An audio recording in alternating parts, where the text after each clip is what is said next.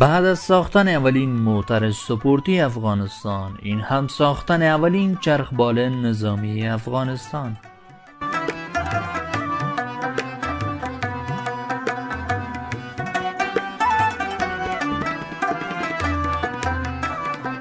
با این کارش می‌خواهد شمع رشد و پیشرفت را در میادین بین المللی روشن سازد.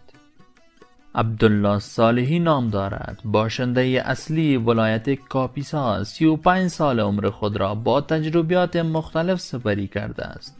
طرح این چرخبال را از سالهای قبل در ذهن داشته.